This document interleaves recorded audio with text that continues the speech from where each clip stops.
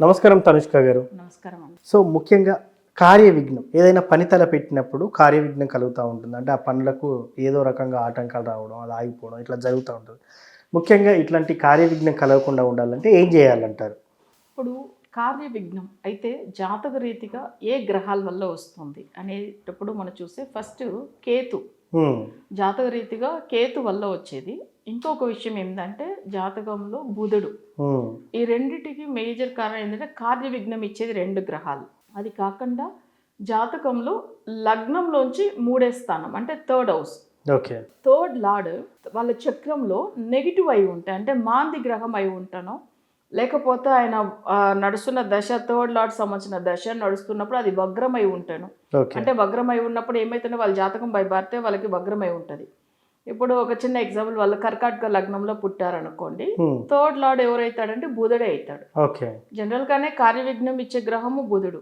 But ఇక్కడ ఏమైతుందంటే కర్కాటక లగ్నానికి బుధ దశ జరుగుతుందంటే 3rd 12th లార్డ్ అవుతాడు కాబట్టి ప్రతి విషయం వాళ్ళకి డిలే అవుతుంది. కానీ అదే బుధుడు వాళ్ళకి కేంద్రంలో ఉన్నప్పుడు మంచి ఇచ్చేస్తాడు చక్రంలో. సరే, ఇప్పుడు మనం ఇవి చూస్తున్నాము. అది ఒకవేళ వాళ్ళకి ప్రతి పనులు డిలే అవుతుంది ఎలా కనిపెడతామంటే జాతకం చూడంగా మనకు అర్థమైపోతుంది. సో వాళ్ళకి ఆ కేతు జాతకంలో మాందితో ఉంటే కూడా వాళ్ళకి ఆ పనులంతా కార్య విఘ్నమే, డిలే అవుతూ ఉంటుంది. నెక్స్ట్ వచ్చి వాళ్ళకి బుధుడు నెగిటివ్ అయి ఉంటాను, 3rd హౌస్ నెగిటివ్ అయ్యి ఆ దశ నడుస్తున్నప్పుడు. సో అప్పుడు ఏమవుతుందంటే ఒక బిజినెస్ విషయంది ప్లాన్ చేస్తారు, అసలు పనులే అవ్వదు. సరే, దీనికి రెమెడీ ఉంటుందా అంటే నార్మల్గా ఏంటంటే జాతకం చూసి చేసుకునే రెమెడీ వాళ్ళకి ఖచ్చితంగా ఫలితం ఉంటుంది. కానీ మొన్న కొన్ని అసలు మనకు అందరూ కూడా ఇచ్చిన జాతకం లేకపోయినా కొంతమంది ఏం చేస్తారంటే ఏదైనా చిన్న టిప్స్ ఉంటే మన ఇంట్లో కూడా ఫాలో అవ్వచ్చు కదా అని చాలామంది అనుకుంటారు. కానీ ప్రాపర్ రెమెడీ అయితే జాతకం చూసి చేసుకోవాలి. కానీ కొంతమందికి నేను రెమెడీ ఇవ్వడం కూడా జరుగుతుంది. ఒకవేళ అది వాళ్ళు చేసి దాంట్లో రిజల్ట్ వస్తే చాలా సంతోషం. అలా లేకపోతే జాతకం కంపల్సరీ చూసుకుని రెమెడీ ఫాలో అవ్వాలి. రెమెడీతో రిజల్ట్ రాకపోతే వ్యక్తిగత జాతకం చూసుకోవాలి. సరే, ఎలా చేయవచ్చు అంటే కేతుకు అధిదేవత ఎవరు అంటే గణపతి. సో ఎప్పుడైనా కానీ ఏ పనులు ఆగిపోయినా గణపతిని ముందుకు నిలబెడితే తప్పకుండా పనులు మంచి జరుగుతుంది అని మనకు తెలుసు. సో ఇప్పుడు చెప్పాలంటే గణపతి లేకపోతే ఇప్పుడు మీకు తెలుసు, ఇప్పుడు సముద్రంలో కూడా చూసారంటే అప్పుడు యాక్చువల్గా ఏంటంటే మనకు వచ్చే అమృతం గురించి సముద్రంని అది వాళ్ళు ఏం చేస్తారంటే అసలు ఇది చేస్తున్నప్పుడు ఏమవుతుందంటే ఆగిపోతుంది పనులు. అప్పుడు సముద్రంలోంచి వాళ్ళు అవంతా అసలు అవి నొరుగులాగా వస్తాయి చూడండి, అసలు బబుల్స్ లాగా అవన్నీ తీసి గణపతిని తయారు చేసిన తర్వాతనే వాళ్ళు స్టార్ట్ చేస్తారు. మనకి అమృతం దొరికేదానికి కూడా దేవుళ్ళు ఋషులు తెలుసు కదా, ఋషులు అసురులు ఇద్దరు చేస్తున్నప్పుడు కూడా ఏంటంటే వాళ్ళకి పనులు ఆగిపోతుంది. అప్పుడు గణపతిని పెడతారు. సో అక్కడ గణపతి ఎట్లా మొక్కుతామంటే సముద్రంలో ఉన్న నొరుగులన్నీ దగ్గర చేర్చి దాని తర్వాత గణపతిని దాంట్లో తయారు చేస్తారు. సో అప్పుడు ఏంటి ప్రతి ఒక్కరు అది దేవుళ్ళైనా కూడా గణపతిని పెట్టి మొక్కే కావాలి. సో ప్రతి పనులు కార్య విఘ్నం లేకుండా ఆ పనులు మంచిగా జరగాలంటే సరే మనం ఎలా చేయవచ్చు? ఇప్పుడు నార్మల్గా ఇంట్లో మనకు వచ్చి కొబ్బరికాయ దొరుకుతుంది.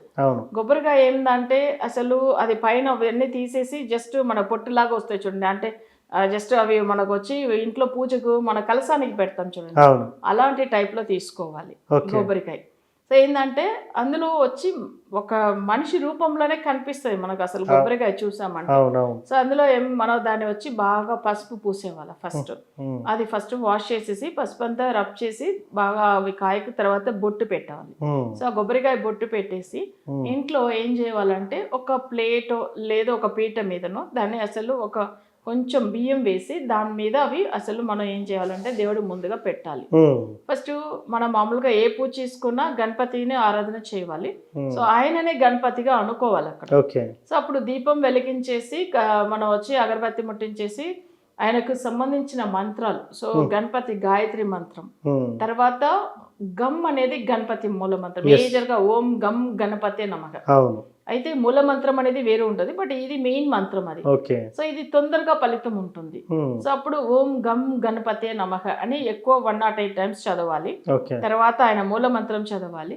నెక్స్ట్ ఆయన గాయత్రి మంత్రం. ఇదంతా చదివి మన ఏ పనుల గురించి అసలు కోరుకుంటున్నామో అది గణపతి దగ్గర చెప్పాలి. సో అవి ఎట్లా అంటే కొబ్బరికాయ అంత పవర్, అసలు చెప్పాలంటే దేవుడి రూపమే అది కొబ్బరికాయ. సో అప్పుడు మనం ఏంటంటే ఆయనని గణపతిగా అనుకుని ఆ కొబ్బరికాయని సో ఆయన దగ్గర మనం చెప్పాలి మన కోరిక, మేజర్ కోరిక. Hmm. నాకు అసలు నేను ఈ వారం రోజులు నేను నీకు పూజ చేస్తాను, నాకు ఇంత లోపల నాకు రిజల్ట్ రావాలని చెప్పి గట్టిగా కోరుకోవాలి. ఎస్. ఇప్పుడు వాళ్ళు ఒకటి లోన్ శాంక్షన్ గురించి వెయిట్ చేస్తారు, బ్యాంక్లో లోన్ ట్రై చేస్తూ ఉండవచ్చు, వాళ్ళు బిజినెస్ లోన్ రాకుండా డిలే అవుతుంది అనుకోండి. సో గణపతిని ఇలా ఈ రూపంలో మన ఇంట్లో పెట్టి మొక్కిన తర్వాత వాళ్ళకి ఆ పనులు అయినంత వరకు, ఇప్పుడు 1 వీక్ మొక్కుతారు, ఇప్పుడు ఈ మండే స్టార్ట్ చేసి 1 వీక్ మొక్కుతారు, తర్వాత వాళ్ళకి ఆ పనులు అయ్యేంత వరకు ఏం చేయాలంటే, సో 7 రోజులు మొక్కేస్తారు. వాళ్ళు ఒక టైం పెట్టుకుని కోరుకోవాలి. 7 రోజులు అంటే 7 రోజులు, లేదంటే 11 రోజులు, మాక్సిమం 7 రోజులు తప్పకుండా చేయాలి. ఓకే. సో ఇవి చేసిన తర్వాత వాళ్ళకి పనులు అయిపోయిందని అనుకోండి, అప్పుడు ఇంటి దగ్గర ఉన్న ఏదన్నా గణపతి ఆలయంలో ఓకే అక్కడ వెళ్ళి అది వాళ్ళు ఏం చేస్తారంటే కడుపు ముందుగా కొట్టాలి. ఓకే. ఎందుకంటే అది దానికి వచ్చి ఏమవుతుందంటే ఆ దృష్టి అంతా పోతుంది, ఏదైతే వాళ్ళకి విఘ్నంగా ఉండిందంతా అదంతా తొలగిపోతుంది. ఓకే. సో గణపతి గుడి దగ్గరనే వెళ్ళి కొట్టవచ్చు.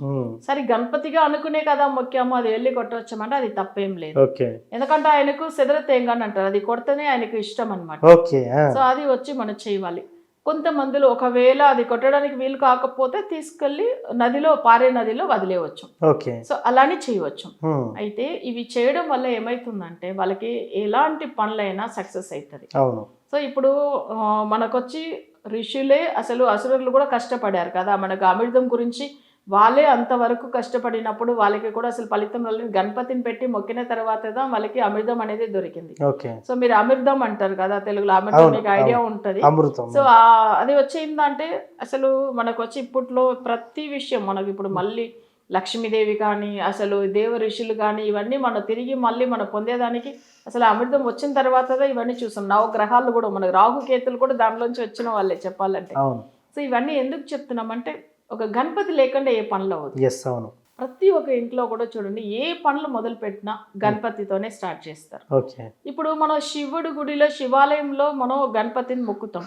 వాళ్ళు వచ్చి వైష్ణవాలయం అంటే విష్ణుమూర్తి ఎక్కువ మొక్కే వాళ్ళు ఉంటారు చూడండి, వాళ్ళు శివకులంలో ఉండే వాళ్ళు అంతగా మొక్కరు, కానీ శివుని అంతగా మొక్కరు. కొంతమందిలు మొక్కుతారు, వాళ్ళది ఓన్లీ విష్ణుమూర్తినే మొక్కే వాళ్ళు ఉంటారు. వాళ్ళు కూడా తుంబికే ఆల్వార్ని అంటారు. తుంబికే అంటే తొండం ఉంటుంది, ఆయనని గణపతి యాక్చువల్గా ఆయనకి నామాలు వేసి పెట్టుంటారు. ఆ టెంపుల్లో తుంబికే ఆళ్వార్ అని చెప్పేసి మొక్కుతారు అన్నమాట. అంటే గణపతితో ఏ ఒక విషయంనే మొదట స్టార్ట్ అవుతుంది కాబట్టి. సో ఇది వచ్చి ఎందుకు మనం చెప్తున్నాం, విఘ్నాలు తొలగించేది ఆయన పేరే విఘ్నేశ్వరుడు.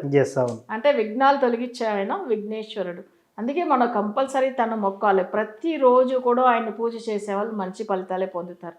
చూసారంటే మన వరల్డ్ లెవెల్లో ఏదైనా పూజల కంటే వినాయక చవితి ఎక్కువ మొక్కే వాళ్ళు ఉంటారు. అందరూ అసలు చాలా మందిలో అసలు వినాయకుడు మొక్కకుండా వాళ్ళే ఉండరు. అయితే ఎందుకంటే అన్ని పనులు ఆగిపోయినప్పుడు, ఏ దేవుళ్ళు కూడా రానప్పుడు కూడా గణపతి వచ్చి ముందుగా నిలబడి నేను ఈ లోకాన్ని ఎట్లనో కాపాడుతానని చెప్పి ఫస్ట్ నిలబడి వచ్చింది మనకు గణపతిన.